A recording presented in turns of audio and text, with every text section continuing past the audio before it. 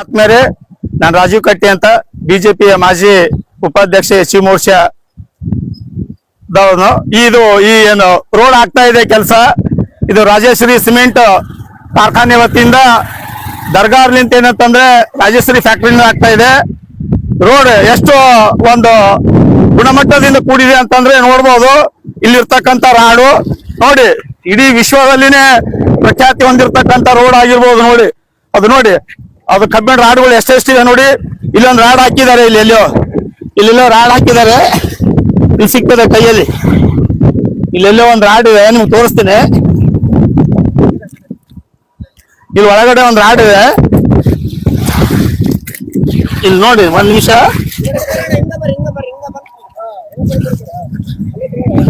ತೋರಿಸ್ತೀನಿ ನೋಡಿ. ಇದು ನೋಡಿ, ಇದು ನೋಡಿ ನೋಡಿ ಎಷ್ಟಿದೆ ನೋಡಿ. ಇದು ರಾಡ್ ನೋಡಿ, ಹಾಗೆ ಇವರು ನೋಡಿ, ಇದು ಇಷ್ಟರಲ್ಲಿ ಒಂದು ರಾಡ್ ಹಾಕಿದ್ದಾರೆ.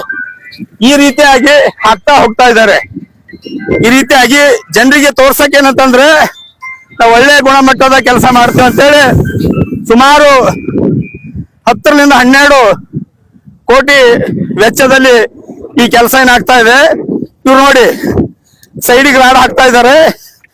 ಈ ರಾಡ್ಗಳು ಏನಂತಂದ್ರೆ ಯಾರಾದ್ರೂ ಬಂದ್ರೆ ಜನರಿಗೆ ತೋರ್ಸಕ್ಕೆ ಸೈಡಿಗೆ ರಾಡು, ಯಾರಾದ್ರೂ ಬಂದ್ರೆ ಜನರಿಗೆ ತೋರ್ಸಕ್ಕೆ ಏನಂತಂದ್ರೆ ಸೈಡಿಗೆ ರಾಡು. ನೋಡಿ ಕಂಪನಿಯವರ ಕಾರ್ಗಳನ್ನು ಸಹ ಹೋಗ್ತಾ ಇದೆ, ಅಧಿಕಾರಿಗಳ ಕಾರ್ಗಳು.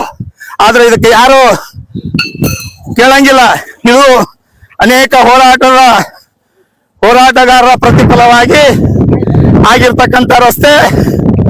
ಆದ್ರೂ ಹೋರಾಟಗಾರರಿಗೆ ಈ ಕಂಪನಿಯವರು ಎಷ್ಟು ಬೆಲೆ ಕೊಡ್ತಾರೆ ನೋಡಿ, ಯಾವ ರೀತಿಯಾಗಿದು ಕೆಲಸ ಆಗ್ತಾ ಇದೆ. ನಿಜವಾಗಿನೂ ಸಂಬಂಧಪಟ್ಟ ಅಧಿಕಾರಿಗಳು ಯಾಕೆ ಇದ್ರ ಬಗ್ಗೆ ನಿಗಾ ವಹಿಸಂಗಿಲ್ಲ? ಕಾಂಟ್ರಾಕ್ಟರ್ ಜವಾಬ್ದಾರಿಯಿಂದ ಈ ಒಂದು ಕಾಮಗಾರಿ ನಡೀತಾ ಇದೆ. ನೋಡಿ, ಇದು ರಸ್ತೆಯ ಮಧ್ಯದಲ್ಲಿ ಹಾಕಿ ಯಾವ ರೀತಿಯಾಗಿ ಕೆಲಸ ಮಾಡ್ತಾ ಇದ್ದಾರೆ ಅನ್ನೋದು ನಾವೆಲ್ಲ ನೋಡ್ಬೋದು. ಅದಕ್ಕೋಸ್ಕರ ಇದು ಸುಮಾರು 5 ರಿಂದ 7 ಕಿಲೋಮೀಟರ್ ವರೆಗೆ ರಸ್ತೆ ಇದೆ. ಇದು ಆಲ್ರೆಡಿ ಈಗಾಗಲೇ ಸ್ವಲ್ಪ ದಿನಗಳ ಹಿಂದ್ಗಡೆನೆ ಮಾಡಿರ್ತಕ್ಕಂಥ ಈ ರಸ್ತೆ ಮಧ್ಯದಲ್ಲಿ ಅಲ್ಲಿ ಸೀಳು ಹೋಗಿದೆ. ನೋಡಿ, ನಾನು ಸೀಳು ಹೋಗಿರ್ತಕ್ಕಂಥ ತೋರಿಸ್ತಾ ಇದ್ದೇನೆ. ನೋಡಿ, ಸರಿಯಾಗಿ ನಿರ್ವಹಣೆ ಆಗ್ಲಾರ್ದೆ ಈ ರಸ್ತೆ ಏನಾದ್ರು ಪೂರ್ತಿಯಾಗಿ ಏನಂತಂದ್ರೆ ಹೋಗ್ಬಿಟ್ಟಿದೆ. ಇದು ಪದೇ ಪದೇ ಮಾಡ್ತಕ್ಕಂಥ ರಸ್ತೆ ಅಲ್ಲ. ಇದು ಒಂದು ಏನ್ ತೋರಿಸ್ತಾ ಇದೆ ಅಂತಂದ್ರೆ ಕಂಪನಿಯವರ ಒಂದು ನಿರ್ಲಕ್ಷ್ಯ ಹಾಗೂ ಗುತ್ತೇದಾರನ ಒಂದು ನಿರ್ಲಕ್ಷ್ಯದಿಂದ ಈ ಕಾರ್ಯವನ್ನು ನಡೀತಾ ಇದೆ. ಸುಮಾರು 10 ರಿಂದ 12 ಕೋಟಿ ನೀರಿನಲ್ಲಿ ಏನಂತಂದ್ರೆ ಹೋಮ್ ಮಾಡ್ತಕ್ಕಂಥ ಕೆಲಸ ಏನಂತಂದ್ರೆ ನೋಡಿ, ಅವರು ಮತ್ತೆ ಒಳಗಡೆ ಹಾಕ್ತಾ ಇದ್ದಾರೆ. ನೋಡಿ, ಅವರು ನಾನು ಕಿತ್ತಿರ್ತಕ್ಕಂಥ ರಾಡು ಮತ್ತೆ ಏನಂತಂದ್ರೆ ಒಳಗಡೆ ಹಾಕ್ತಾ ಇದ್ದಾರೆ. ನೋಡಿ, ಅಲ್ಲಿ ಚಾಲು ಮಾಡಿದಾರೆ, ಈಗ ಹಾಕ್ತಾರೆ ನೋಡಿ. ವೈಬ್ರೇಷನ್ ಮಿಷನ್ ಸ್ಟಾರ್ಟ್ ಆಗಿದೆ ನೋಡಿ, ಮತ್ತೆ ಹಾಕ್ತಾರೆ ನೋಡಿ. ಅಲ್ಲಿ ವೈಬ್ರೇಷನ್ ಸ್ಟಾರ್ಟ್ ಆಗಿದೆ. ಅದ್ರಲ್ಲಿ ಏನಿಲ್ಲ, ಇದ್ರಲ್ಲಿ ರಾಡ್ ಇಲ್ಲ, ಕಬ್ಬಿಣಿಲ್ಲ, ಏನಿಲ್ಲ, ಕೇವಲ ಸಿಮೆಂಟು ಟ್ಯಾಂಕರು ಅಷ್ಟೇ, ಮತ್ತೇನಿಲ್ಲ. ಇದರಲ್ಲಿ ಕಂಪನಿ ತರ್ತಾರೆ, ಹಾಕ್ತಾರೆ ನೋಡಿ. ಇದ್ರಲ್ಲಿ ಏನಿಲ್ಲ, ಇದು ಒಂದೇ ರಾಡು. ಈ ಇಡೀ ರೋಡಿಗೆ ಏನಾದ್ರು ಇದು ಒಂದೇ ರಾಡು. ಸುಮಾರು 20-25 ಫೀಟ್ ಒಂದೊಂದು ರಾಡ್ ಹಾಕ್ತಾ ಹೋಗ್ತಾ ಇದ್ದಾರೆ ನೋಡಿ. ಇಂಥ ಒಂದು ರೋಡ್ ಏನಂತಂದ್ರೆ ಸುಮಾರು 50 ರಿಂದ 70-80 ಟನ್ ಲಾರಿಗಳು ಏನಂತಂದ್ರೆ ಓಡಾಡಿದ್ರೆ ಈ ರೋಡ್ ಎಷ್ಟು ದಿನ ಏನಂತಾರೆ ಬಾಳಿಕೆ ಬರ್ಬೋದು.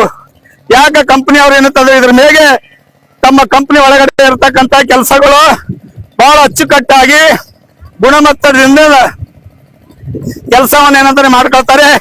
ಆದ್ರೆ ಈ ರೋಡಿಗೆ ಈ ಕೆಲಸ ಮಾಡುವಾಗ ಯಾಕೆ ಇಷ್ಟೇನಾದ್ರು ನಿರ್ಲಕ್ಷ್ಯ ತಗೊಳ್ತಾ ಇದಾರೆ ಅನ್ನೋದು ತಿಳಿದು ಬರ್ತಾ ಇಲ್ಲ. ಇದೇನು ಕಾಟಾಚಾರದ ರೋಡ್ ಆಗಿದೆ ಅಥವಾ ಏನಂತಂದ್ರೆ ಸುಮ್ನೆ ಊರು ಜನ ಕೇಳ್ತಾ ಇದ್ದಾರೆ, ನಾವು ಸಹ ರಸ್ತೆ ಮಾಡಿ ತೋರಿಸ್ಬೇಕು ಅನ್ನುವಂತ ಒಂದು ವಿಚಾರದಿಂದ ನೋಡ್ತಾ ಇದ್ದಾರೆ ನೋಡಿ. ಅವ್ರು ರಾಡ್ ಏನಂತಂದ್ರೆ ಕಾಂಟ್ರಾಕ್ಟರ್ ಒಳಗಡೆ ಹೋಗ್ತಾ ಇದ್ದಾರೆ ನೋಡಿ. ಕಾರ್ಮಿಕ ಕೆಲಸ ಮಾಡ್ತಕ್ಕಂತ ವ್ಯಕ್ತಿ ಕಾರಲ್ಲಿ ಒಳಗೆ ಹೋಗ್ತಾ ಇದ್ದಾನೆ ನೋಡಿ. ಇಲ್ಲಿ ದೊಡ್ಡ ಲಾರಿಗಳು ಓಡಾಡ್ತಾ ಇದೆ, ದೊಡ್ಡ ಲಾರಿಗಳು ನೋಡಿ. ಲಾರಿಗಳು, ಇಂಥ ಲಾರಿಗಳಿಂದ ಏನಂತಂದ್ರೆ ಈ ರೋಡ್ ಎಷ್ಟು ದಿನ ಬಾಳಿಕೆ ಬರ್ಬೋದು? ಸುಮಾರು ಈ ರೋಡ್ ಏನಂತಂದ್ರೆ 1 ವರ್ಷ ಒಳಗಡೆ ಮತ್ತೆ ಏನಂತಂದ್ರೆ ಸಮಸ್ಯೆ ಉಂಟಾಗ್ತದೆ.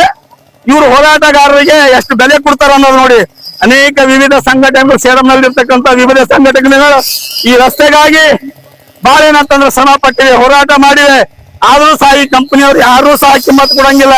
ನಾವ್ ಯಾರಿಗೂ ಕೇಳಂಗಿಲ್ಲ, ನಾವ್ ಯಾರಿಗೂ ಏನು ಮಾಡಂಗಿಲ್ಲ, ನಾವ್ ಮನಸ್ಸು ಬಂದಂಗೆ ಮಾಡ್ತೀವಿ ಅಂತೇಳಿ ಇದು ಒಂದೇ ಉದಾಹರಣೆ ನೋಡಿ. ಮಾಡಿ ಏನಂತಂದ್ರೆ ಕೇವಲ 15-20 ದಿವಸ ಆಗಿರ್ಬೋದು ಈ ರೋಡ್ ಮಾಡಿ, 15-20 ಆಗಿರ್ಬೋದು ನೋಡಿ. ಪೂರ್ತಿಯಾಗಿ ಕಿತ್ತೋಗಿದೆ ಇಡೀ ರೋಡ್. ಏನಂತಂದ್ರೆ ಪೂರ್ತಿಯಾಗಿ ಏನಂತಂದ್ರೆ ಕಿತ್ತೋಗಿದೆ ಆದ್ಮೇಲೆ. ಅದಕ್ಕೋಸ್ಕರ ಮ್ಯಾನೇಜ್ಮೆಂಟ್ ಅವ್ರು ಏನ್ ನಿದ್ರೆ ಮಾಡ್ತಾ ಇದ್ದಾರೆ, ಈ ರಸ್ತೆಯ ಮೇಲೇನೆ ಈ ಕಂಪನಿ ಅಧ್ಯಕ್ಷರು ಓಡಾಡ್ತಾರೆ, HRD ಅವರು ಓಡಾಡ್ತಾರೆ, ಕಾಗಿನಾ ಜನ ಸೇವಾ ಟ್ರಸ್ಟಿನ ಮುಖ್ಯಸ್ಥರು ಓಡಾಡ್ತಾರೆ, ಮತ್ತು ಒಳ್ಳೊಳ್ಳೆ ಇಂಜಿನಿಯರ್ಸ್ಗಳು ಏನಂತಾರೆ ಕಂಪನಿಯಲ್ಲಿ ಇದ್ದಾರೆ.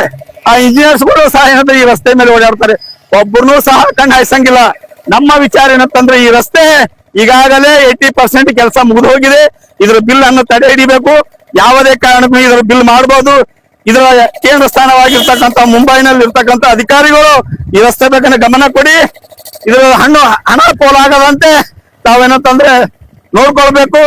ಈ ಒಂದು ಕಾಂಟ್ರಾಕ್ಟರ್ ನಿರ್ಲಕ್ಷ್ಯದಿಂದ ಈ ರೋಡ್ ಏನಂತಂದ್ರೆ ಕೇವಲ 2-3 ತಿಂಗಳಲ್ಲಿ ಏನಂತಂದ್ರೆ ಹಾಳಾಗಿ ಹೋಗ್ತದೆ.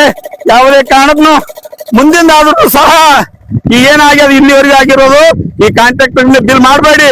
ಬಿಲ್ ಏನಂತಾರೆ ಆಯ್ತಂತಂದ್ರೆ ಅವನು ಹೇಳ್ತಾನೆ ಹಾಗೆ ಹೀಗೆ ಅಂತೇಳಿ, ತಾನು ನನಗೆ ಆ ಜನರು ತೊಂದರೆ ಕೊಟ್ಟಾರೆ, ಇವ್ರು ತೊಂದರೆ ಕೊಟ್ಟಾರೆ ಅಂತೇಳಿ ಕಾಂಟ್ರಾಕ್ಟರ್ ಅನೇಕ ಸಾರಿ ವಿಡಿಯೋ ಮಾಡಿ ಏನಂತಂದ್ರೆ ಬಿಟ್ಟಿದ್ದಾನೆ. ಅದು ನಮಗೆಲ್ಲ ಬೇಕಾಗಿಲ್ಲ. ನಮಗೆ ರಸ್ತೆ ಮುಖ್ಯ ಆಗಿ ರಸ್ತೆ ಒಳ್ಳೆ ರೀತಿಯಿಂದ ಆಗ್ಬೇಕು, ರಸ್ತೆ ಗುಣಮಟ್ಟದಿಂದ ಕೂಡಿರ್ಬೇಕು ಅನ್ನುವಂತ ಭಾವನೆ ನಮ್ಮದಾಗಿದೆ. ನಮ್ಮದೇನಂತಂದ್ರೆ ಕಂಪನಿ ಅವರು ಇನ್ನು ಮುಂದಾದ್ರೂ ಸಹ ಎಚ್ಚೆತ್ತುಕೊಳ್ಳಿ. ನಿಮ್ಮ ಕಂಪನಿಯಲ್ಲಿ ಆಗ್ತಕ್ಕಂತ ಕೆಲಸ ಎಷ್ಟು ಬಹಳ ಏನಂತಂದ್ರೆ ಒಳ್ಳೆ ರೀತಿಯಿಂದ ಮಾಡ್ಕೊಳ್ತೀರಿ. ಈ ರಸ್ತೆ ಯಾಕೆ ಈಗ ತಾವೇನಂದ್ರೆ ನಿರ್ಲಕ್ಷ್ಯ ಮಾಡ್ತಾ ಇದ್ದಾರೆ? ಅಧ್ಯಕ್ಷರೇ ನೋಡಿ, ನಿಮ್ಮ ರಸ್ತೆ ಯಾವ ಆಗ್ತಾ ಇದೆ ನೋಡಿ. ಈ ನೋಡಿ ಇಂತಿಂತ ರಾಡುಗಳು ಏನಂತಂದ್ರೆ ಹಾಕಿದ್ದಾರೆ. ಇದು ಕೇವಲ 1 ಫೀಟ್ ಅಷ್ಟೇ ಇವೆ. ಈ ರಾಡುಗಳು ಏನಿವೆ 1 ಫೀಟ್ ಅಲ್ಲೆಲ್ಲ ಚುಚ್ಚು ಬಿಟ್ಟಿದ್ದಾರೆ, ಅಲ್ಲೆಲ್ಲಿ ಚುಚ್ಚು ಬಿಟ್ಟಿದ್ದಾರೆ. ರಸ್ತೆ ಪೂರ್ತಿಯಾಗಿಲ್ಲ.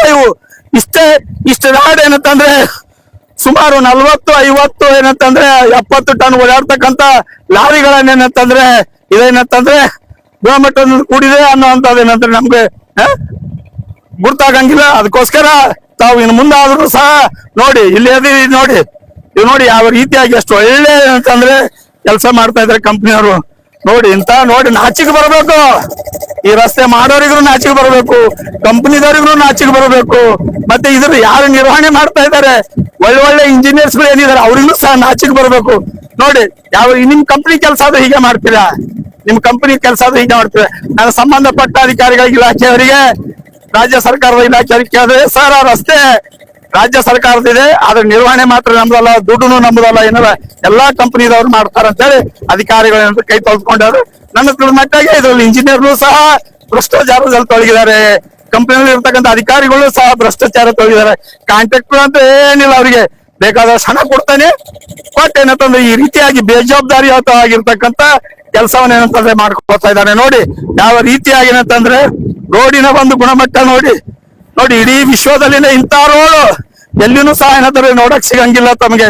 ಅದಕ್ಕೋಸ್ಕರ ನಾನು ಕಂಪನಿಯವರೇ, ಯಾಕೆ ನಮ್ಮ ಮೆಳಕೇಡ ಗ್ರಾಮದ ಬಗ್ಗೆ ಯಾಕೆ ಇಷ್ಟು ನಿರ್ಲಕ್ಷ್ಯ?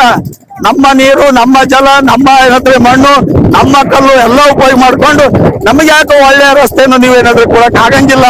ಯಾಕೆ ಈ ರೀತಿ ಏನಂತಂದ್ರೆ ನಮ್ಮ ಮೇಲೆ ತಾವು ಏನಾದ್ರೂ ನಿರ್ಲಕ್ಷ್ಯ ವಹಿಸ್ತಾ ಇದ್ರಿ?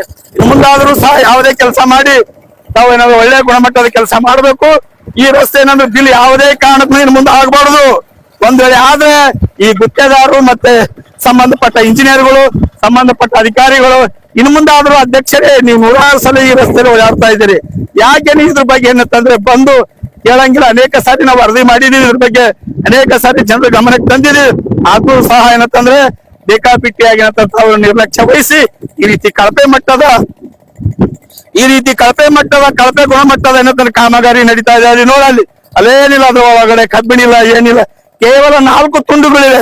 1, 2, 3, 4, 5, 6, 7, 8, 9, 10 ತುಂಡುಗಳೇನಂತಂದ್ರೆ ಉದ್ದ ಹಾಕಿಟ್ಟು ಅದ್ರ ಒಳಗಡೆ ಇಟ್ಟು ಅವ್ರ ಕೆಲಸ ಮಾಡ್ತಾ ಇದ್ದಾರೆ.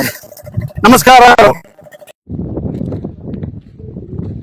ಈ ತರ ಮಲ್ಕೇಡ್ ಗ್ರಾಮ ಪಂಚಾಯಿತಿಯಿಂದ ರಾಜಶ್ರೀ ಸಿಮೆಂಟ್ ಬಿರ್ಲಾ ಗ್ರೂಪ್ ಹೋಗುವ ರಸ್ತೆ ಮಾರ್ಗ, ಇದಕ್ಕೆ ಗ್ರಾಮ ಹತ್ತದ. ತದನಂತರ ಮಲ್ಕೇಡ್ ರಾಜಶ್ರೀ ಫ್ಯಾಕ್ಟ್ರಿ ಹತ್ತದ. ಈ ಥರ 10 ಫೀಟಿಗೆ ಒಂದು ರೋಡ್ ಹಾಕಿ ಒಂದು